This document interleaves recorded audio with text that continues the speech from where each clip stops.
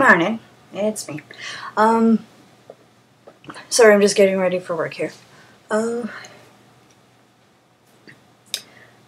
lot of you guys have been asking me after my my last entry about the creepy dream lady, how I can remember such detail, and it's actually, for me, it's like watching a movie. So you watch a movie and then you remember what it was like, and you remember the highlights of it. You don't remember the entire thing, but you remember the highlights. And that's kind of how it is with me when I wake up. It's like I review it almost immediately. And I don't usually get the chance to like grab the camera and start filming myself right after I've dreamt. So that was a unique experience, is to actually think that I have a camera and to try and transpose my dream onto film or YouTube. But that it actually worked out really well. You guys really liked it, from what I see. Anyway, so my whole entire life I've had dreams. Well, everyone's had dreams, but my life, I've always been able to recollect those dreams, usually write them down in some manner, think about them for a while, kind of try and figure out their meaning, you know, kind of find out what they could possibly mean. Like, some people say that dreams are, everyone in your dream is a part of you, or a reflection of you in some manner. And other people think that the symbols in your dream mean something, and it's up to you to kind of decode your own brain, so to speak. It actually worked out in the 90s, I think. Because I always had vivid dreams, always. And they've always been, I have not always had, no, how can I put it? I've always had vivid dreams, but I have these pockets throughout my life where I have intense nightmares. Nightmares. And the nightmares usually had a theme to it. It depends on what I needed to decode in my dream at that time. So it'd be like say from 2000 until 2010, I would say.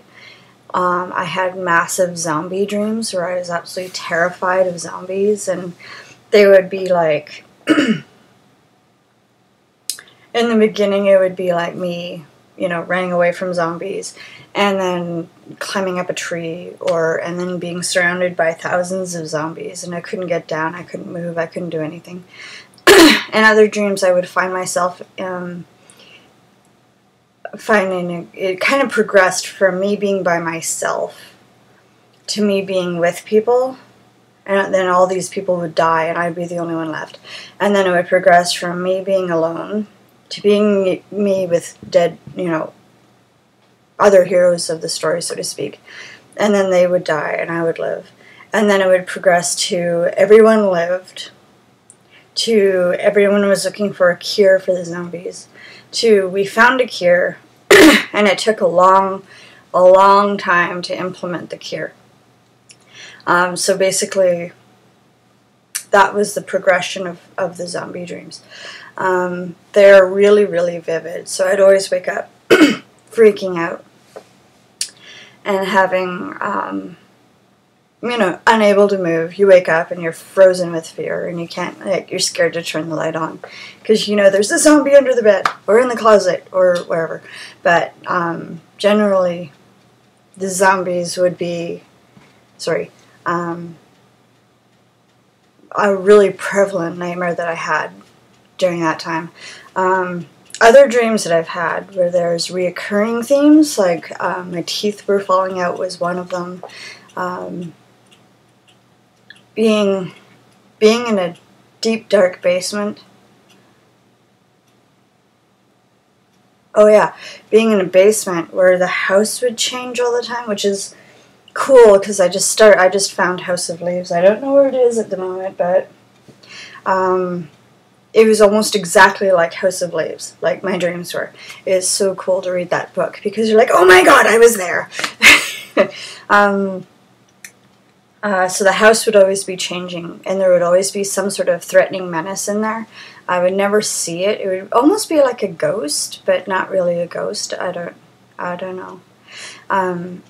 Another dream that series. I don't know what I should call them. Series of nightmares or dreams that I've had were always underground, and I'm always going through this tomb, and I'm always looking for kind of an Indiana Jones sort of tomb, where they're like going through deep, dark necropolises, I guess. There's always like sarcophaguses or, you know, tombs of some sort down in the dark basement, and there's always it's almost like a sandstone, but it would change color. It'd be like a red sandstone, and then it would be like a dark gray granite, and then it would be limestone, I guess. I don't know.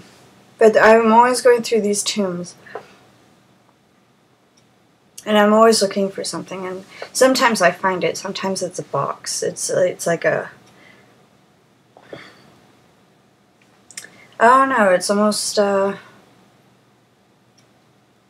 it's like 2 feet, 3 feet by like 1.5 feet, 2 feet sometimes. And I'm never allowed to open this box. And I'll get to that dream in a minute. But that dream was really terrifying. Sometimes there's a mall. There's another mall. A dream where I'm in a mall. I'm walking through it, and it's always a consistent mall. Like the layout is always the same. There's like this giant big staircase that kind of swoops to the second floor, and then there's like an elevator on the side, and then there's always there's this shop, and it's kind of got incense and crystals and things in it, which is nice, but it's always vintage. It's a vintage shop, and I just love it. Whenever I go in there, I'm like, yay, I'm in the dream again. But I think that one is my favorite, is the mall dream. And it's not because it's like I'm shopping or anything. It's because I discover so much cool things in there. I never buy anything in that mall, which I think is strange. But I always investigate it and look, and they always have really cool paintings on the wall and really cool like sculptures and stuff. It's really, really cool. But yeah, it's I love that mall. It's awesome. But the progression for that dream, for instance, is like when I was having that I would have that, I would say in the 90s, middle 90s to now even, is I would go into this mall, and I would always I used to do catering, and as a result, I would always deliver the catering to people. And so that I just thought that me catering would just kind of invaded my dreams, I guess, a little bit. So whenever I was in this mall, I was working in it, and I would have a catering delivery. So I would be delivering the catering, but I would like wander through this mall, and I would get to this tiny little doorway, and it would be like just big enough for me to get through. And I would always like, how am I going to get the catering up there? I don't understand. And I always managed to get up this itty-bitty little doorway, and it was like a tube. It wasn't even like a staircase or anything. It was just a tube. And I would drag all the catering up, and I would finally get through, and I would deliver it, and it would be fine. And then I would suddenly be back at work again. And then other times I'd be in the mall, and I decided to go outside of the mall, and there would be like a courtyard there. And it would be like fenced off, and you know, it would lead to other dreams, but the mall was usually the high center of some really cool dreams. There's an electrified shark one, I remember. I don't remember how we got there, but there's an electrified shark. Yeah. So reoccurring dreams. I have dream themes, I guess. And then they're always like And they're always like surround sound and stereo. You know, they're really vivid and I can hear everything. And every once in a while I have dream smells. It doesn't happen often, but it usually like stops me in my tracks when I do have dream smells. But anyway, I've always had super vivid dreams. I've always had I was always able to recollect my dreams. I haven't been doing so much now because I've kind of fallen out of the habit of like waking up immediately, thinking about the dream, reviewing it, and then going back to sleep, or writing it down and then going back to sleep. I've totally fallen off the wagon on that, but anyway, one of the things that helped me get through some of these weird dreams is this book, and it's like Merry Summer Rain on Dreams, and it had a lot of symbols that I could never find in any of the other bookstores, or other books rather. And so I bought it. She's one of my favorite authors, so she's always been really thorough about stuff, I guess. But if you come back,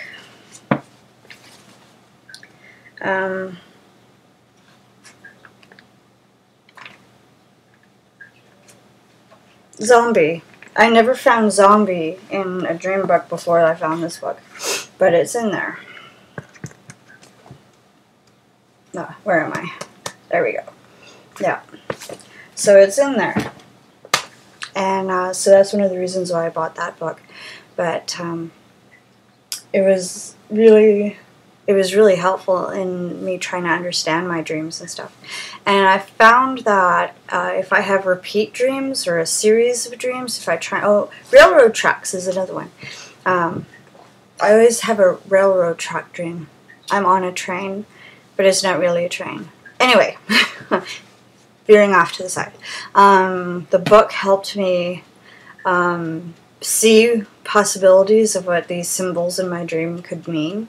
And once I kind of related it to a real life situation, and then I was able to like think about what it is that my dream was trying to tell me, come up with a solution, and then when I went to sleep, I wouldn't have that dream again. Like when I was having false teeth dreams, or my teeth falling out dreams, and they were terrifying me for no particular reason. They was just terrifying.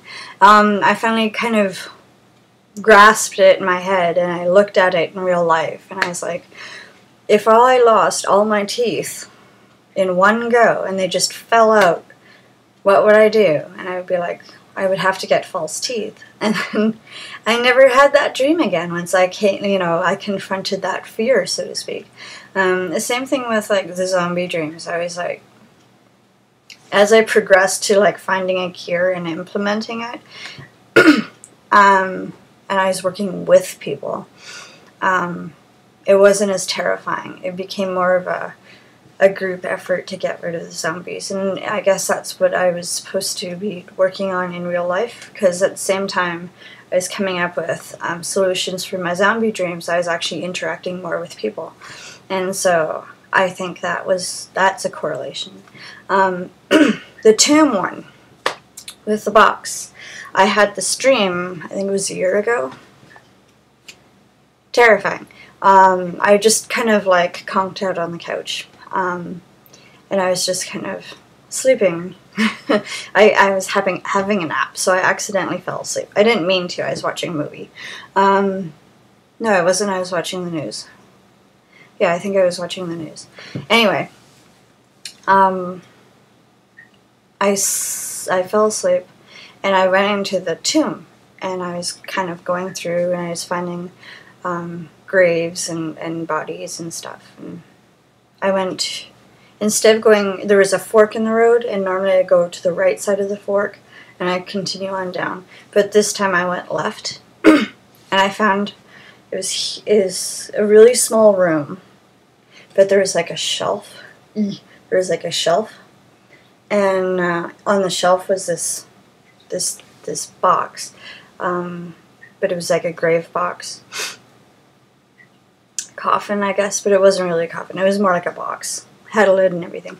It was old and cracked, and like there's things like bits falling off and stuff. And I looked at it, and there was like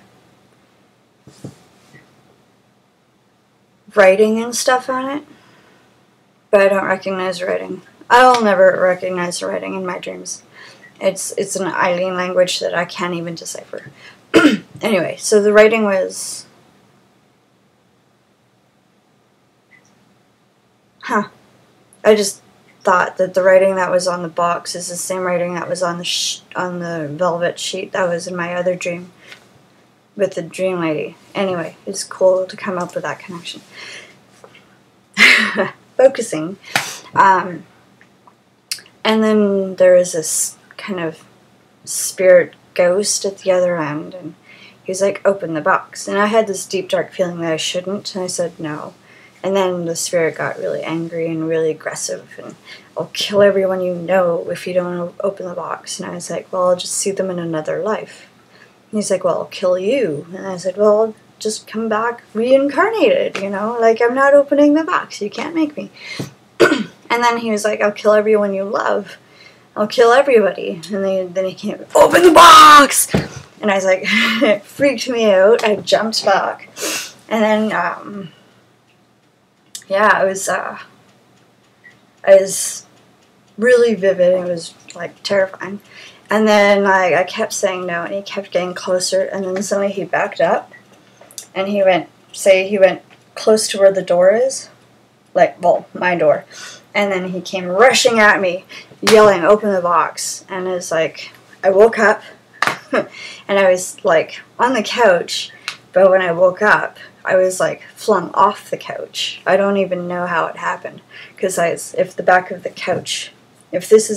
couch, I was flung off the couch. Like, something shoved me right off the couch. And it was real, like I felt it, I heard it, like I was awake. I got up off the floor, because now I'm awake, because I'm on the floor, and I could still hear it, open the box. And it was like, that was the only time that I've been awake, and still like, hearing my dream. It was horrifying. Anyway, I've been chatting at you for almost 20 minutes now, so I'm going to stop. And then I'll talk to you. I'll add more if you guys want to hear more about my dreams and stuff. Or anyway. I love you all.